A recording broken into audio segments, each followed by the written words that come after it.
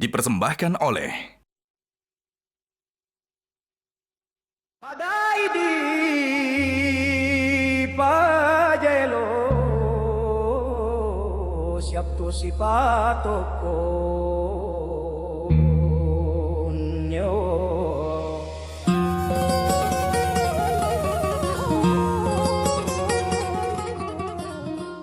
Assalamualaikum warahmatullahi wabarakatuh. Waalaikumsalam warahmatullahi wabarakatuh. Bang Din, zaman sekarang ini, khususnya akhir-akhir ini, banyak sekali bencana-bencana yang terjadi.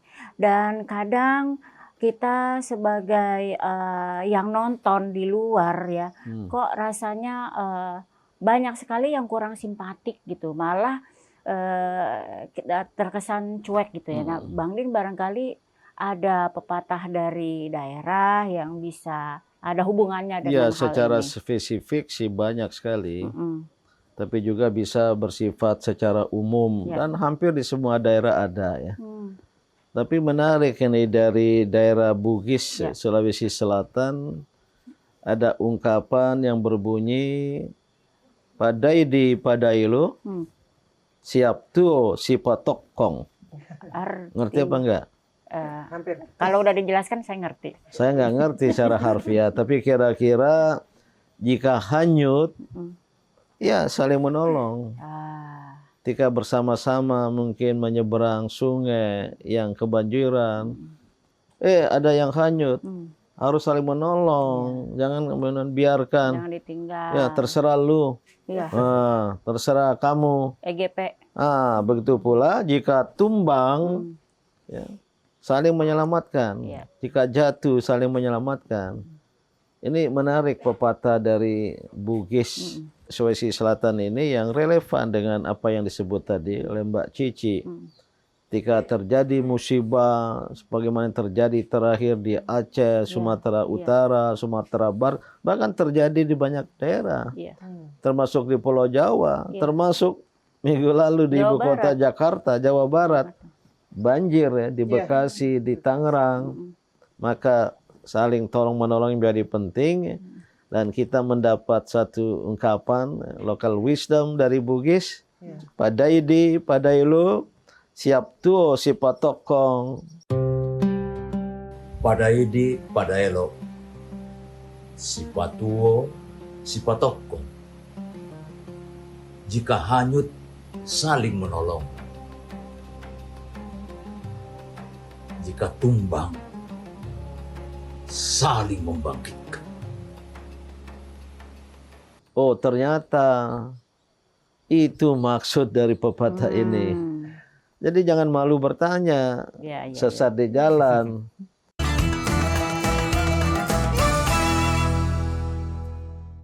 dipersembahkan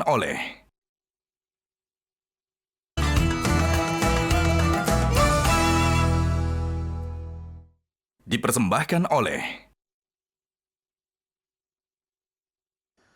Prof, kadang kita sebagai manusia ketika kita ingin menolong, tapi terkadang-kadang ada rasa ketidakikhlasan di hati. Apa yang membuat ketidakikhlasan tersebut?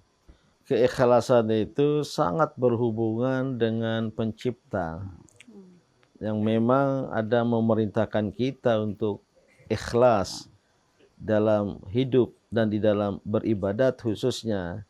Kata ikhlas itu mungkin nanti Ustazah Rashida Diana bisa menjelaskan. Rasa tulus, suci, habis. Ikhlas dengan ikhlas ada hubungannya. Kita tidak ada ganjalan di dalam hati kita itu. Inilah yang seharusnya kita miliki sebagai kaum beriman. Tapi kemudian ketika kita menolong, tidak ikhlas, itu artinya tidak menolong. Menolong, membantu orang lain itu ya, dasarnya sejatinya adalah ikhlas. Ya. Mengapa? Karena ada pamrih, ada kepentingan, ada motif, bahkan ada modus. Itu yang faktor-faktor yang mengurangi bahkan meniadakan keikhlasan dalam hidup kita. Gitu. Nah, apa yang dipesankan oleh pepatah ini adalah kebersamaan saling tolong menolong, sudah sering kita bahas di ruangan ini. Namun syaratnya memang harus didasari pada keikhlasan. Dan kalau keikhlasan tidak ada, maka pertolongan yang kita berikan itu tidak utuh, tidak penuh, dan kadangkala tidak tuntas. Oleh karena itulah menolong harus didasari oleh keikhlasan. Banyak ajaran Islam tentang menolong, tolong menolong dalam keikhlasan. Ya. Jadi kalau perbuatan tanpa didasari dengan ikhlas ya tidak ada ruhnya dan tidak ada maknanya. Jadi kayak sia-sia gitu saja. Jadi niat baik itu ya hanya untuk menolong gitu, bukan saya dapat apa atau karena saya biar Allah masuk surga pun itu belum ikhlas. Jadi ridho Allah saja. Maka ada ungkapan al-ikhlasu ruhul amal. Keikhlasan itu ruh jiwanya perbuatan. Maka setiap perbuatan harus disertai oleh rasa ikhlas. Dan ikhlas itu adalah esensi dari keberagaman kita. Bahkan sampai-sampai surat pendek ya, yang tidak ada kata ikhlas, qul huwallahu ahad, Allahus samad dan seterusnya disebut surat Al-Ikhlas. Iya. Oh iya. Ya, antara lain maksudnya karena memang ya beragama kepada Allah yang Maha Esa itu harus dengan keikhlasan. Dan beragama itu dasarnya adalah keikhlasan. Maka ketika ada ya ajaran tentang tolong menolong seperti kalau ada saudara kita hanyut, ini sekedar simbolik, metaforis, di lautan maupun di sungai yang sedang dilanda air bah, kita selamatkan. Apa pesannya? Jangan Anda hidup di dunia ini hanya untuk keselamatan diri sendiri. Bukan dalam bahasa Inggris self-salvation, keselamatan diri sendiri. Tapi Islam mengajarkan kepada kita untuk keselamatan bersama, collective salvation, keselamatan bersama. Maka doa yang sering disebut sapu jagat, Robbana atina. Robbana Tuhan kami, atina berilah kami, bukan aku, kebaikan di dunia dan kebaikan di akhirat. Selamatkanlah kami di akhirat nanti itu dari azab neraka. Jadi Islam ini mendorong adanya social piety, kesalehan sosial, bukan individual piety, bukan kesalahan individual. Dan kalau ada teman kita, saudara kita, atau orang jauh dari kita sekalipun yang hanyut, jangan kemudian kita membiarkan dan apalagi dengan ekspresi kegembiraan, rasain loh, tapi tidak, terjun selamatkan. Oh, badainya besar sekali, air bahnya besar sekali. Tapi naluri menyelamatkan itu tidak akan menghalangi seseorang untuk terjun ke sungai menyelamatkan. Walaupun kadang-kala dua-duanya tidak selamat. Ya itulah konsekuensi ya. Inilah Islam. Dengan pepatah ini kita dapat pahami adanya upaya penyelamatan diri secara bersama-sama. Dan yang kedua, dan oleh karena itu harus diawali dengan rasa ikhlas, ditambah simpati dan empati terhadap penderitaan orang lain. Maka pepatah ini sangat-sangat beri sebuah penjelasan kepada kita umat Islam untuk mengembangkan keikhlasan dalam tolong-menolong antar sesama.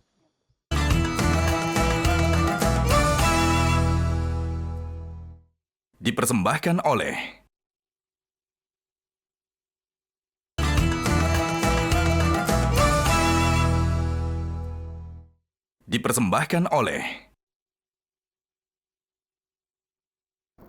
My name is Rehan Fazan Kalbuadi. I am 10th grader. I have a question. My question is, how can this value be applied effectively in modern communities? Thank you. Thank you Ananda atas pertanyaannya tentang bagaimana nilai keutamaan ini bisa diterapkan, diaplikasikan dalam kehidupan modern. Wah, ini relevan ya kita sekarang ini dalam kehidupan modern, di mana masyarakat cenderung hidup istilahnya bernafsi-nafsi, Masing-masing. secara individualistik, secara egoistik, masing-masing. Memang ini memerlukan jawaban. Sada Asri. Iya, Ayahanda, ini pertanyaan yang sangat penting ya untuk kita cari bersama-sama jawabannya seperti itu. Kalau bagi saya sendiri itulah pentingnya pendidikan bagi kita umat manusia, terutama bagi anak-anak kita, bagaimana kita membangun mereka itu dari hal kecil peduli terhadap sesama, sehingga lebih besar nanti ketika ada hal yang lebih besar, mereka sudah hatinya itu tersentuh seperti itu, untuk bisa membantu teman-temannya atau membantu bahkan dari keluarga sendiri di lingkup yang kecil, bagaimana ketika adiknya terjatuh, dia bisa membantu, ada terketuk hatinya, adik saya terjatuh, saya harus bantu ini, kasihan dia menangis, seperti itu. Jadi ya dari itu, orang tua itu harus ya punya cita-cita untuk membentuk anak yang punya empati besar, dimulai Terhadap dari sesama. keluarga, seperti Wah. itu. Ini pengalaman ibu muda. Memang harus mulai dari pendidikan keluarga terhadap anak-anak. Tadi dicontohkan jika adiknya jatuh, kakaknya dilatih, dididik untuk membantu, menolong adiknya. Sebaliknya juga kalau kakaknya jatuh, adiknya yang dilatih untuk membantu kakaknya. Ya, saya kira penting mulai dari pendidikan keluarga. Ya. Kalau saya lihat dari keadaan yang kemarin terjadi, kadang kita mau menolong itu suka banyak kendala, ya. Terjadi di sana Sumatera, sementara kita di Jawa, kita sendiri nggak punya apa-apa. Nah, saya suka kadang kita perlu inisiatif untuk mengajak teman-teman dan menggunakan apa yang kita punya. Jadi katakanlah sekarang kan sedang zamannya sosmed. Kita gunakan sosmed untuk menggalang dana rame-rame. Setelah itu kita gunakan lagi sosmed untuk memberitakan, ya. Ternyata itu efektif Bang Din di situ. Iya, walaupun kita dalam keadaan susah, tidak punya apa-apa, sementara kawan kita menderita di Aceh, Sumatera Utara, Sumatera Barat, dan di berbagai daerah lain akibat banjir, memasuki rumahnya, bahkan tidak ada lagi bahan makanan. Betul. Kita tidak bisa membantu karena, tapi dengan berbagai cara, jalan pasti bisa. Ya. Tidak menjadi halangan bagi kita untuk Saling membantu dengan cara-cara yang memungkinkan, minimal dengan doa. Ya. Dengan doa, ya Allah selamatkanlah saudara-saudara kami. Ya Allah selamatkan sesama bangsa, sesama umat, sesama manusia dengan doa. Dan kalau doa orang banyak, Allah bukakan jalan di sana. Mungkin air banyak langsung surut. Dan juga ternyata ada warung-warung membuka diri. Silakan. Gratis ya. Dan tentu ini menuntut adanya sebuah kesadaran tentang kebersamaan. Kalau menurut saya, Prof, kita harus menyadari bahwa kita manusia sebagai makhluk sosial, yang artinya kita butuh siapapun. Kita tidak bisa hidup dalam kesendirian. Bahkan seorang anak yang tunggal saja bisa saja meminta saudara lagi ke orang tuanya. Seperti itu. Jadi manusia itu harus sadar bahwa mereka butuh bantuan. Iya. Kalau dari pandangan Islam lebih jauh, Ustazah. Kalau kita menyakiti orang, meskipun itu satu, seperti kita menyakiti seluruh dunia. Saudara. Atau membunuh orang satu, seakan-akan membunuh semua orang. Menolong satu orang, seperti menolong semua manusia. Di Quran disebutkan, Man qatala nafsan bi ghairi nafsin aw fasadin fil ardi faka'annama qatalan nasa jami'an. Wa man ahyaha faka'annama ahyan nasa jami'an. Itu yang seperti yang saya katakan tadi. Islam benar-benar menyemangati kita untuk berbuat baik. Kalau sudah mau nolong, nggak usah mikir nanti saya mati nggak ya, langsung nyebur aja. Kalau ada yang tenggelam loncat gitu, nggak mikir nanti apa. Luar biasa ayat Al-Quran tadi, membunuh, menghilangkan nyawa seseorang bagaikan dia membunuh seluruh umat manusia dan kemanusiaan. Kalau kita menghidupkan satu diri, nyawa, bagaikan kita menghidupkan kemanusiaan secara menyeluruh. Oleh karena itu, pepatah falsafah dari Bugis ini sangat-sangat mencerahi bagi kita semua agar berempati, bersimpati pada saudara-saudara kita yang sedang berada dalam kesusahan, apalagi berada di dalam sebuah penderitaan seperti terhanyut. Kita harus tergerak untuk menyelamatkannya. Badai di Pajelo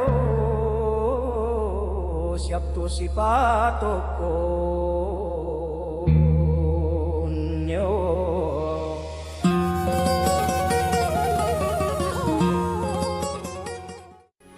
Metro TV.